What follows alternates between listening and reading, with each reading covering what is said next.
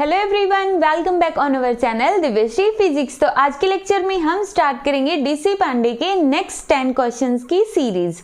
तो स्टार्ट करते हैं नेक्स्ट 10 क्वेश्चंस। एंड क्वेश्चंस को स्टार्ट करने से पहले हमारा डेली रूटीन क्या होता है? अफर्मेशंस बोलना, पॉजिटिव अफर्मेशंस बोलना कि हम न्यूमेरिकल कर सकते हैं। न्यूमेरिकल बहुत आसान होते हैं और बहुत इंटरेस्टिंग भी है।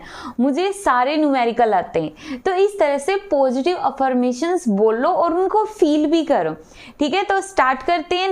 31 क्वेश्चन के अंदर इन्होंने क्या बोला है? Young modulus of A steel is, इन्होंने यंग मॉडुलस की वैल्यू दे दी है। यंग मॉडुलस मींस y की वैल्यू इन्होंने दे दी कितनी? 1.9 इंटू 10⁻11 न्यूटन पर मीटर स्क्वायर।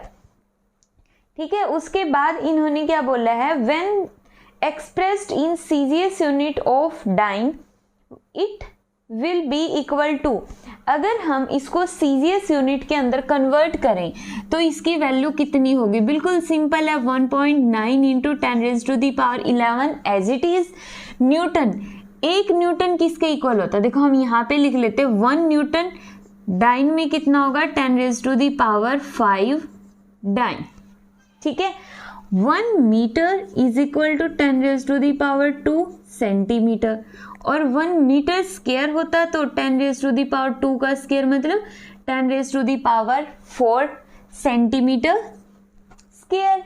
अब यहाँ पे है पर मीटर स्क्वायर, मतलब यहाँ पे भी माइनस, यहाँ पे भी माइनस और यहाँ पे भी माइनस। सिंपल, वैल्यू पुट करो। न्यूटन की जगह 10⁻5, पर मीटर स्क्वायर की जगह 10⁻⁻4 और ये यूनिट एज इट इज लिख दो, डाइन पर सेंटीमीटर स्क्वायर। यहाँ पे आएगा 1.9 इंटू 10⁻5 में से 4 गया, 1 बच गए 12, तो यहाँ पे आ गए इतने डाइन पर सेंटीमीटर स्क्वायर। ये आ गई हमारे पास यंग मॉडुलस की वैल्यू, एग्जैक्ट वैल्यू। बिल्कुल इजी सा है ना। तो क्वेश्चंस इजी होते हैं, बहुत इजी होते हैं। ठीक है, तो डरना नहीं है, बहुत ही इजी सा क्वेश्चन था। हमने एसआई को सिंपल सीजीएस में कन्वर्ट कर दिया। तो इसमें हमारा ऑप्शन नंबर आ गया सी, ऑप्शन नंबर सी। अब नेक्स्ट क्वेश्चन देखते हैं। जो नेक्स्ट क्वेश्चन है ये बहुत ही ज्यादा इजी क्वेश्चन है। Easy and important. इम्पॉर्टेंट मतलब कि ये एक तरह का कॉन्सेप्ट है। हमें इस क्वेश्चन को क्लियर नहीं करना, हमें कॉन्सेप्ट को क्लियर करना है। अगर ये कॉन्सेप्ट क्लियर हो गया ना तो ये लगा लो ऐसे ऐसे बहुत सारे क्वेश्चंस आ जाएंगे हमें। ठीक है, तो एक बहुत ही अच्छा सा कॉन्सेप्ट हम करने वाले हैं। इन्होंने कहा है if the energy E, velocity V and force F, तो मतलब एनर्जी 32 क्वेश्चन, एनर्जी, वेलोसिटी और फोर्स, 3 चीजें दी हैं। इनको हम मान लेते हैं fundamental quantities. Then the dimension of mass will be, mass का डायमेंशन क्या होगा? देखो मास का डायमेंशन क्या होगा? बिल्कुल इजी सा होगा और बहुत ही स्टेप वाइज चलते हैं। एक बार जब हम समझाएंगे तो थोड़ा सा लेंथी लगेगा, बट जैसे जैसे तुम इन क्वेश्चंस को करोगे तो बहुत इंटरेस्टिंग क्वेश्चन लगेंगे। तो सबसे पहले मास, तो सबसे फर्स्ट स्टेप होगा हमारा E की पावर A, V की पावर B, F की पावर C। जब भी ऐसे क्वेश्चन आए ना, मतलब तुम्हें कुछ क्वांटिटीज दे दे कि ये क्वांटिटीज को फंडामेंटल मान के तुम इसका डायमेंशनल फॉर्मूला डिराइव करो, तो उनके अंदर जितनी भी क्वांटिटीज है उनकी पावर इस तरह से वो टर्म्स लिखो साइड बाय साइड और उनकी पावर लिख दो। ठीक है, स्टेप 2 के अंदर सभी का डायमेंशनल फॉर्मूला, एनर्जी का ml² T-2 इसकी पावर A, V का LT-1 पावर B, फोर्स का ml T-2 पावर C। अब सभी की पावर को इकट्ठा कर लो, m की पावर A, m की पावर C तो प्लस C, l की पावर इकट्ठा करो 2a, l की पावर प्लस B और l की पावर प्लस C। t की पावर -2a, t की पावर -b, t की पावर -2c। सिंपल। अब यहाँ पे है m।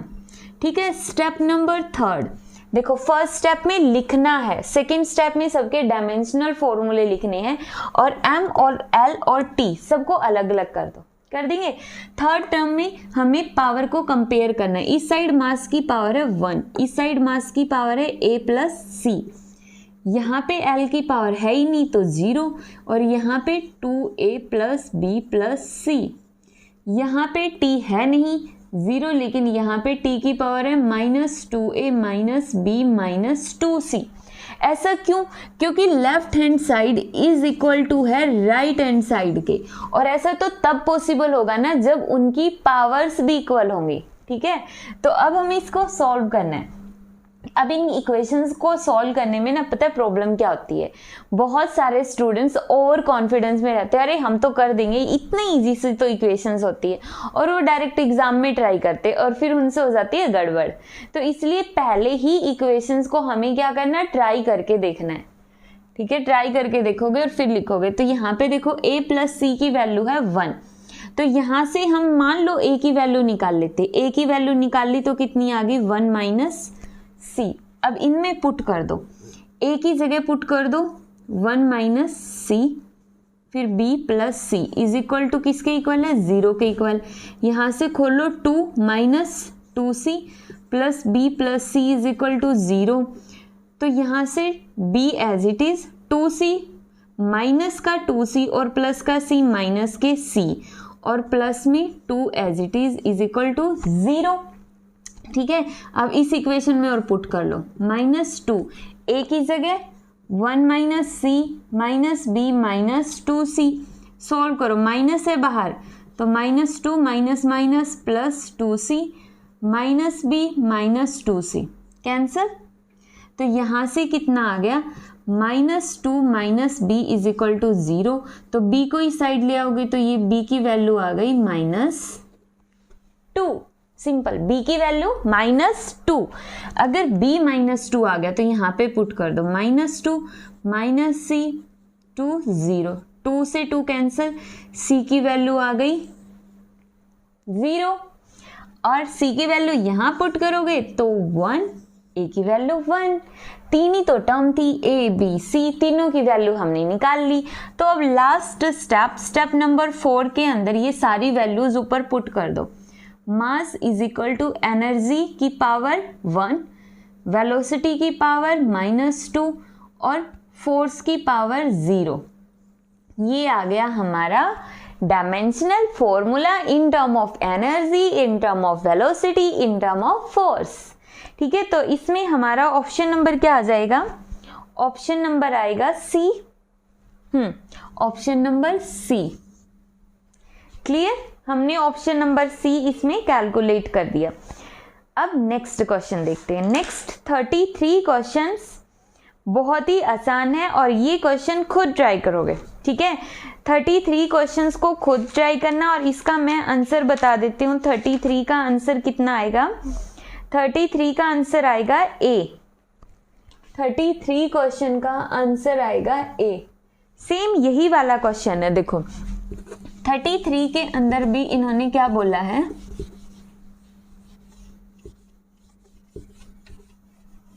के अंदर इन्होंने बोल दिया कि फोर्स, लेंथ और टाइम की टर्म में एक्सप्लेन करो। फोर्स, लेंथ और टाइम, फोर्स, लेंथ और टाइम, इसके टर्म में मास को डिफाइन करो। सिंपल, सेम पैटर्न से करना है। कहा था ना एक कॉन्सेप्ट क्लियर करेंगे, हमें कॉन्सेप्ट क्लियर करनी है, क्वेश्चंस अपने आप आएंगे। और वो कॉन्सेप्ट भी ऐसा नहीं है कि हम बोले अरे हम तो न्यूमेरिकली तब करेंगे जब कॉन्सेप्ट क्लियर हो जाएंगे, फिर तो कभी नहीं होंगे। क्वेश्चंस की प्रैक्टिस करते जाओ, कॉन्सेप्ट क्लियर करते जाओ। तो 33 क्वेश्चन का ऑप्शन आ जाएगा ए। नेक्स्ट है 34 क्वेश्चन। तो 34 क्वेश्चन में इन्होंने बोला from the dimensional consideration which of the following equation is correct. इनमें से कौन सी इक्वेशन है वो करेक्ट है। तो 34 भी खुद ट्राई करोगे, 34 खुद ट्राई करोगे। आंसर बता देते हो ऑप्शन नंबर ए। क्यों? क्योंकि यहाँ पे देखो, बाकी ट्राई करके देखना, मैं डायरेक्ट आंसर का दिखा रही हूं। 2 pi under root r³ g m, ठीक है, हमें ये बताना है कि ये 4 ऑप्शन दिए हुए ना, इनमें से कौन सा ऑप्शन डायमेंशनली करेक्ट है। तो हमें आंसर तो पता चल गया ए है, नहीं पता चलता तो एग्जाम के अंदर सारे कैलकुलेट करके देखोगे। ठीक है, तो अभी हम कैलकुलेट करके देख लेते। टी 2 पाई कांस्टेंट, कोई फर्क नहीं पड़ता। अंडर रूट आर की रेडियस होती है तो डायमेंशनल फॉर्मूला एल क्यूब, मास का डायमेंशनल फॉर्मूला एम, रह गया जी। जी क्या होता है? ग्रेविटेशनल कांस्टेंट, तो इसकी वैल्यू निकाल लेते हैं पहले। फोर्स का फॉर्मूला होता है G m1 m2 divide by R square, तो यहां से निकाल सकते हैं। जी का dimensional formula force, R square को फोर्स के साथ मल्टीप्लाई में, मासेस को डिवाइड में कर दो, m1 m2।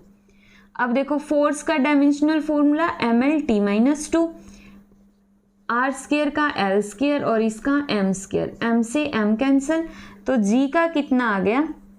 m की पावर -1, l की पावर क्यूब, t की पावर -2, पुट कर दो, m -1 l क्यूब t -2। ठीक है, अब देखो नीचे वाले को रब कर दो। यहां पे m से m कैंसिल, एल क्यूब से एल क्यूब कैंसिल, तो t is equal to under root, ऊपर लेकर गए टी स्क्वायर, तो यहाँ पे किसके इक्वल आ जाएगा? टी स्क्वायर, अंडर रूट से t cancel, t is equal to t। बिल्कुल सही है, ऑप्शन नंबर ए करेक्ट है। ठीक है, 35वां क्वेश्चन जो बहुत ही इंटरेस्टिंग क्वेश्चन है, 35वां और बहुत ही ज्यादा आसान है। ठीक है, तो 35वां क्वेश्चन क्या है हमारा? 35वां क्वेश्चन है v is equal to 100 plus minus 5 volt current है। कितना दे दिया करंट? 10 plus minus 0.2 ampere. ठीक है, the percentage error in the resistance is, resistance में परसेंटेज एरर कितना होगा? परसेंटेज एरर हमें निकालना है। वोल्टेज V का फॉर्मूला क्या होता है? V is equal to I R, ये ओहम्स लॉ था, तो यहां से R किसके इक्वल हो गया? R is equal to V by I, तो del R by R is equal to del V by V plus del I by I। Percentage error निकालना है तो दोनों साइड हमें क्या करना है?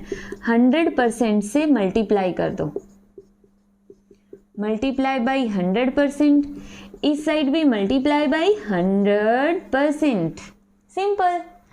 अब देखो आगे, अब डेल्टा V मतलब V में एरर कितना है? 5 डिवाइड बाई V कितना है? 100, तो multiply by 100% plus del I में एरर कितना है? 0.2। ये एरर होता है, नहीं पता तो सुन लो, ये क्या होता है? सेकंड नंबर पे जो लिखते हैं एरर होता है। ध्यान रखिएगा कि एरर से पहले क्या होता है? Plus minus. क्या होता है? Plus minus. यहाँ पे 0.2 डिवाइड बाई 10 इंटू 100%, पॉइंट हटा दोगे तो यहाँ पे आ जाएगा 0। ठीक है, उसके बाद हमें क्या करना है? जस्ट कैंसिल कर दो, इससे ये कैंसिल, 100 से 100 कैंसिल। ठीक है, तो कितना बच गया यहाँ पे? 5% प्लस 2% और आंसर कितना आ गया? 7%। सिंपल, आंसर कितना आ गया? 7%, मतलब ऑप्शन नंबर सी। बहुत ही इजी है, कॉन्सेप्ट क्लियर। इस तरह से कभी भी एरर निकालने आ जाए ना, सिर्फ हमें उसका फॉर्मूला पता होना चाहिए। फॉर्मूला पता होने के बाद सेम प्रोसीजर करना है। सबसे पहले उसका एरर डिवाइड बाय वो जो एग्जैक्टली टर्म जितना हमें पता है वो लिखो, मल्टीप्लाई में 100% कर दो, क्वेश्चन हो जाएगा। नेक्स्ट, चलो 5 क्वेश्चंस हो गए। 5 क्वेश्चन के बाद हमारा ब्रेक तो बनता है छोटा सा, और ब्रेक के अंदर ही हम थोड़ा सा इधर उधर का ज्ञान दे देते हैं। तो आज के अंदर आज के ज्ञान में एक कोट लेकर आए हैं। कोट क्या है? इंग्लिश में ही है थोड़ा, ठीक है। तो उसमें क्या है कि every thought is a cause and every condition is an effect. मतलब थॉट है वो कोज बनते हैं। किसका कोज बनते हैं? हमारी कंडीशंस का।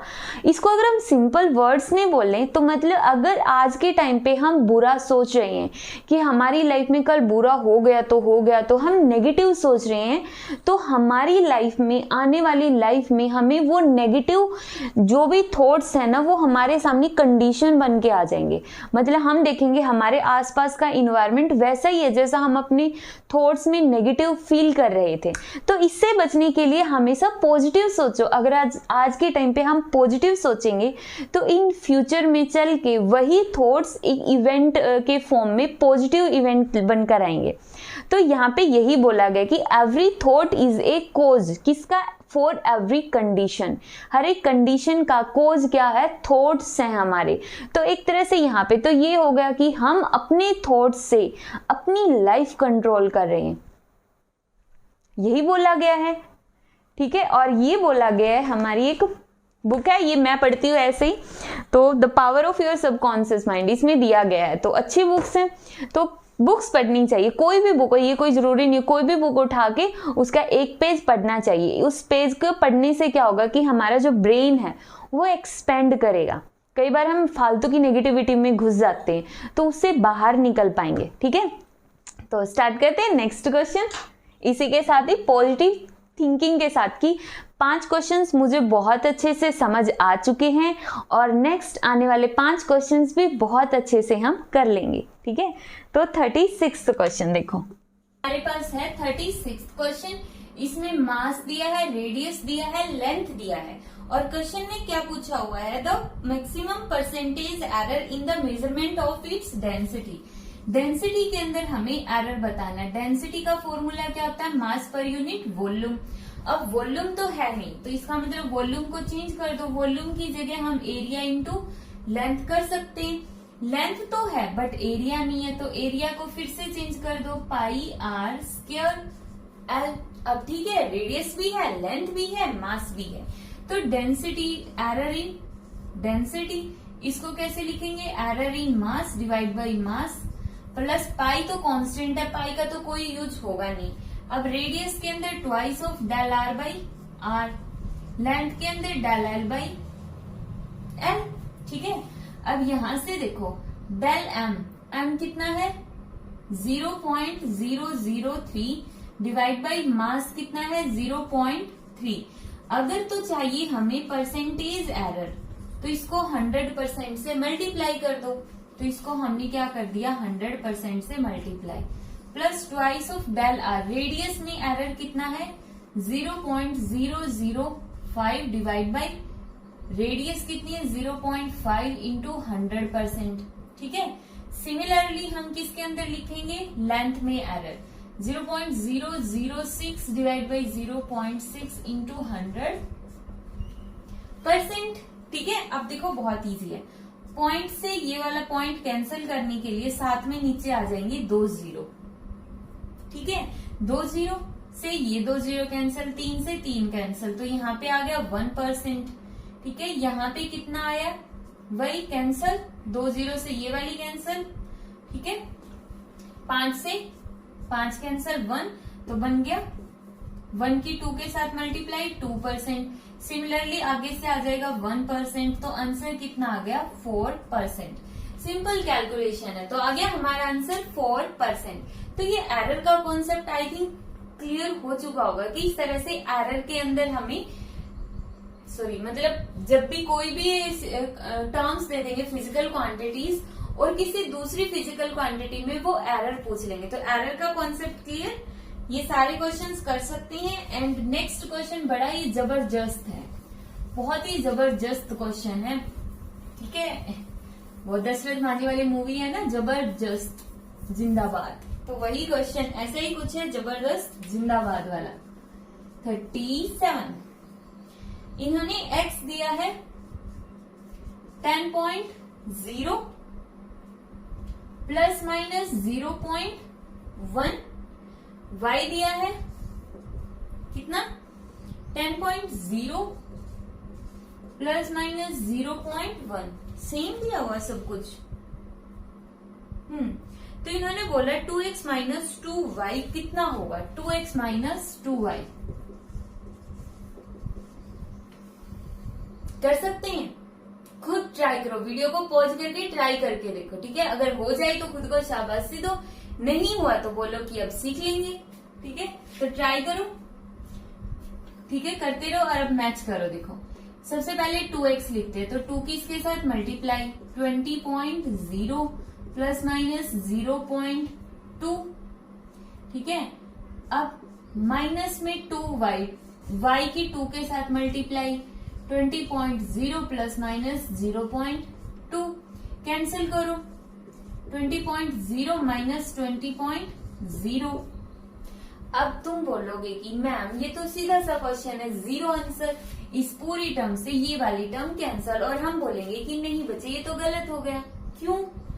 क्योंकि जो एरर होता है वो कभी भी सबट्रैक्ट नहीं होता है, एरर को हमेशा ऐड किया जाता है। एरर को सबट्रैक्ट कैसे कर सकते हो, इसको समझने के लिए एक कॉन्सेप्ट लो। मान लो तुम किसी से उधार ले रहे हो, तुमने एक बच्चे से 20 रुपए उधार लिया, ठीक है, चीज खाने के लिए। अब 20 रुपए उससे उधार ले लिए, 20 रुपए तुमने किसी और दिन किसी दूसरे स्टूडेंट से ले लिए, पहले वाले को रिटर्न नहीं किया, दूसरे से भी 20 रुपए ले लिए।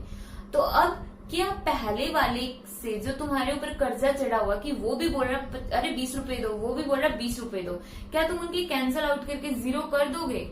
नहीं कर सकते ना, क्योंकि वो तो कर्जा है। 20 का इधर से 20 का इधर से कर्जा हो गया ना। सिमिलरली एरर होता है, जब एरर आ गया ना, एरर को थोड़े ना माइनस कर सकते हैं हम, तो एरर तो हमेशा ऐड होगा। तो ये जो एरर है ना, ये हमेशा ऐड होगा, 0.2 प्लस 0.2, ये वाली टर्म कैंसिल, तो हमारा आंसर आ जाएगा यहाँ से 0 प्लस माइनस एरर कितना आ गया, 0.4। तो ये हमारा आंसर आ गया। आंसर आ गया यहाँ पे option number C. Clear? Next question try करो तब तक। Question number 38। नेक्स्ट क्वेश्चन है dimensions of ohm are same as. जो ओम का डायमेंशन हो, सबसे पहले तो हमें यही पता होना चाहिए ओम क्या है। ओम नमः शिवाय वाला ओम नहीं है, ओम है रेजिस्टेंस की यूनिट, ठीक है। तो इन्होंने कहा है कि जो ओम है मतलब जो रेजिस्टेंस है उसकी यूनिट, जो ऑप्शंस दिए गए हैं उनमें से किसके साथ मैच करती है। यूनिट मतलब डायमेंशंस बोल रहे हैं, यहाँ पे यूनिट नहीं है, डायमेंशन है। तो यहाँ पे ट्राई करके देख सकते हो, h/e आएगा या h²/e आएगा या फिर h/e² आएगा, या ऐसा ही एक और ऑप्शन दिया गया है। बताओ कैसे करके देखेंगे।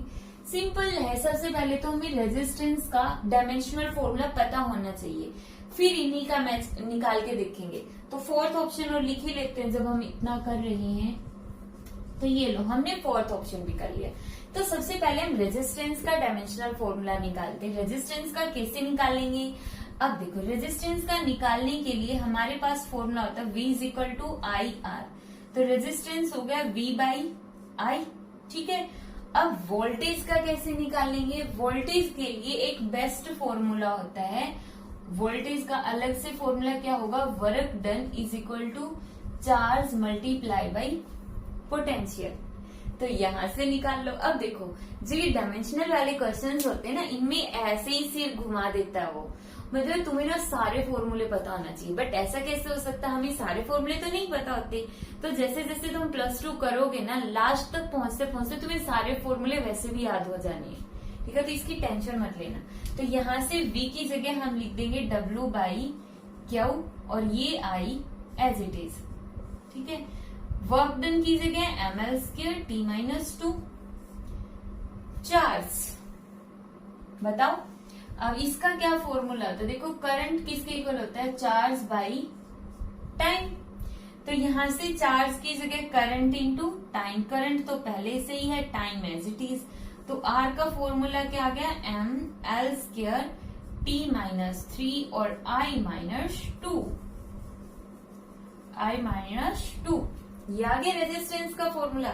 अब देखते हैं, यही फॉर्मूला आना चाहिए। यहाँ पे H है और E है, ई का मतलब चार्ज, एच का मतलब प्लैंक्स कांस्टेंट। अब एच किसके इक्वल होता है, देखो हमारे पास एक फॉर्मूला आता है energy is equal to H nu. अरे मैम एक क्वेश्चन में इतने इतने फॉर्मूले लगाने पड़ते हैं, क्वेश्चंस निकालने हैं तो फॉर्मूले लगाने पड़ेंगे। बाकी ये फॉर्मूले ना तुम्हें फिजिक्स पढ़ने के बाद ऐसे लगेंगे जैसे कोई तुमसे पूछ रहा है, हाँ भाई बच्चे 4 दूनी कितने होते हैं, 4 2 जा कितने होते हैं, 8। ये भी कोई क्वेश्चन पूछा है तो ये फॉर्मूले भी तुम्हें कुछ ऐसे ही लगने वाले, एक बार पढ़ते चले जाओ फिजिक्स को। तो यहाँ से एच किसके इक्वल हो गया, ई बाई न्यू, एनर्जी का ml² t-2 और फ्रीक्वेंसी का t-1। तो -1 ऊपर गया तो कितना हो गया +1, तो बच गया -1। तो ये आ गया h का फॉर्मूला। ठीक है, तो यहाँ पे हमारे पास ये h का फॉर्मूला आ जाता है और बाकी को हम कर लेते हैं रब। अब बाकी को अगर हम रब कर लेते हैं, और E का फॉर्मूला क्या होता है, E का फॉर्मूला होता है चार्ज, E क्या है चार्ज का formula I into T. Put करके देखो, पहले में पुट करेंगे तो ml² t-1 divide by I T. क्या आंसर मैच हुआ, नहीं हुआ, I का स्क्वायर तो आया ही नहीं, तो ये ऑप्शन गलत। ये करो, इसका स्क्वायर कर भी देंगे तो भी I का स्क्वायर तो आएगा ही नहीं, हमें चाहिए I का स्क्वायर। ठीक है, तो यहाँ वाले ऑप्शन से भी नहीं आएगा। तीसरा ऑप्शन ट्राई करते हैं। तीसरे ऑप्शन में h कितना है ml² t-1, E का स्क्वायर मतलब I का स्क्वायर t का स्क्वायर, ऊपर लेकर जाओ ml² t-3 I-2, मैच कर गया और यही हमारा हो गया आंसर। तो यहाँ पे जो नेक्स्ट क्वेश्चन है हमारा 38, उसका आंसर आएगा हमारे पास ऑप्शन नंबर सी। क्लियर हो गया, क्लियर। नेक्स्ट, ठीक है, नेक्स्ट क्वेश्चन है हमारा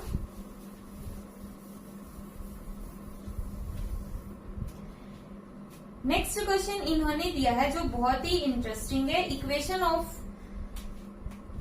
सम gases can be expressed P plus A divide by V² V minus B is equal to constant, और उस कांस्टेंट को इन्होंने लिख दिया RT। ठीक है, P प्रेशर है, V वॉल्यूम है, T टेम्परेचर है, A बाकी सारे कांस्टेंट है। तो हमें A का डायमेंशन बताना है। बता सकते हैं A का डायमेंशन, बताओ। सबसे पहले तो हम ब्रैकेट खोल लेते हैं। ब्रैकेट खोलेंगे तो P plus A, sorry bracket खोलने का मतलब इसकी मल्टीप्लाई इस पूरी टर्म से कितनी होगी, PV माइनस PB। ठीक है, अब सेकेंड टर्म की पूरी के साथ A V² और ऊपर V है तो नीचे बच गया 1V, फिर minus AB by V² is equal to RT। ठीक है, अब यहाँ पे ये देखो कि निकालना क्या है, A निकालना, तो A इस टर्म में, बाकी में तो B भी है तो इनका तो यूज करने की कोई जरूरत ही नहीं है हमें। तो इस टर्म का डायमेंशनल फॉर्मूला हमें कैलकुलेट करना है। ठीक है, तो यहां से ना तुम्हें 2 लॉजिक बताती हूँ इस क्वेश्चन को करने के। पहला लॉजिक तो क्या है, जो टर्म्स ऐड हो रही है आपस में दैट मीन्स वो डायमेंशनली सेम है। तो इस टर्म का डायमेंशन जो PV का डायमेंशन है वही डायमेंशन A बाई V का होगा, कंपल्सरी है। ऐड और सब्ट्रैक्ट तभी कर सकते हैं जब 2 टर्म्स का डायमेंशनल फॉर्मूला सेम हो। अगर ऐसा नहीं है तो हम उनको ऐड ही नहीं कर सकते हैं। ठीक है, तो उस हिसाब से हम यहां से भी बोल सकते हैं कि अगर ये दोनों टर्म्स मल्टीप्लाई करने की जरूरत ही नहीं है और भी शॉर्ट मिल गया, हम इन दोनों को ऐड तभी कर पाएंगे जब इनका डायमेंशनल फॉर्मूला सेम होगा। मतलब P का डायमेंशनल फॉर्मूला इसके डायमेंशनल फॉर्मूले के इक्वल होना चाहिए। A का हम निकालना चाहते तो डायमेंशनल फॉर्मूला किसके इक्वल आ जाएगा, PV²। यहां से भी A किसके इक्वल आ गया, PV²। तो चाहे तो तुम प्रोडक्ट खोल के करो, फिर देखो, बस कॉन्सेप्ट समझो। जो डीसी पांडे का सबसे फर्स्ट क्वेश्चन यही था कि बताओ कि जिनका डायमेंशनल फॉर्मूला सेम होता है उसके साथ हम कौन से ऑपरेशंस कर सकते हैं, हम एडिशन कर सकते हैं, सब्ट्रैक्शन कर सकते हैं, डिवीजन और मल्टीप्लीकेशन कर सकते हैं। बट अगर डायमेंशनल फॉर्मूला सेम नहीं है तो ना हम उनको ऐड कर सकते ना सब्ट्रैक्ट कर सकते। एडिशन और सब्ट्रैक्शन के लिए सबसे इंपॉर्टेंट रूल है कि डायमेंशनल फॉर्मूला सेम होना चाहिए। ठीक है, दोबारा से एडिशन और सब्ट्रैक्शन, ऐड करने के लिए और घटाने के लिए जो उनका डायमेंशनल फॉर्मूला वो बिल्कुल सेम होना चाहिए। ठीक है, कॉन्सेप्ट क्लियर? तो अब निकाल दो। P प्रेशर है, प्रेशर का formula force divide by area volume का square. Force mL/T-2, area L square, volume L cube और इसकी पावर 6 क्यों वॉल्यूम का स्क्वायर है। तो एक कैंसल, यहाँ पे 5, तो आंसर कितना आ गया यहाँ से mL/T-2। ये आ गया ए का डायमेंशनल फॉर्मूला और हमारा आंसर आ गया mL/T-2, ऑप्शन नंबर ए, 39 का ऑप्शन नंबर ए। क्लियर? अब नेक्स्ट क्वेश्चन है, ये नेक्स्ट क्वेश्चन भी तुम्हें खुद ट्राई करना है। इसका आंसर हम बता देते हैं वंस अगेन, कितना आएगा 40 क्वेश्चन का ए ऑप्शन। जो नेक्स्ट क्वेश्चन है उसका आंसर भी आएगा ऑप्शन नंबर ए। तो इसमें भी वही वाला कॉन्सेप्ट दिया गया है कि तुम्हारे पास मास है, लेंथ है, टाइम है, करंट है, उनको फंडामेंटल क्वांटिटीज मान के परमिएबिलिटी का डायमेंशनल फॉर्मूला डिराइव करो। ठीक है, परमिएबिलिटी का डायमेंशनल फॉर्मूला क्या आएगा? परमिएबिलिटी कौन सी? Magnetic permeability. निकाल सकते हो? बताओ। देखो हिंट दे देते हैं थोड़ा सा। ऑप्शन ए आएगा, बस इसका आंसर तो हमने बता दिया, थोड़ा सा हिंट और देते हैं। जो परमिएबिलिटी है ये आता है मैग्नेटिक फील्ड के फॉर्मूले में, जो होता है μ0/4π IdL divide by R square. 4π constant है तो ये लगा के चलो। ये भी लेंथ है तो इसको भी लेंथ मान लो, ये भी लेंथ है तो आर स्क्वायर हो गया। तो μ0 है, μ0 का फॉर्मूला क्या आ गया? B R square divide by IL। ठीक है, अब यहां से B का डायमेंशनल फॉर्मूला जिनको नहीं पता उनके लिए फोर्स का फॉर्मूला होता है QVB। ठीक है, तो B का फॉर्मूला क्या आ गया? Force divide by QV। Force का हमें पता है, चार्ज का पता है, वेलोसिटी का पता है, तो मैग्नेटिक फील्ड का निकल जाएगा। और जब हम μ0 का डायमेंशनल फॉर्मूला निकाल देंगे तो क्वेश्चन बहुत इजी हो जाएगा। ऐसे ऐसे क्वेश्चन हमने अभी आज की वीडियो में ही 2 क्वेश्चन किए हैं, वही स्टेप 4 स्टेप्स की फॉर्म में A B C मान के कर लोगे तो ये क्वेश्चन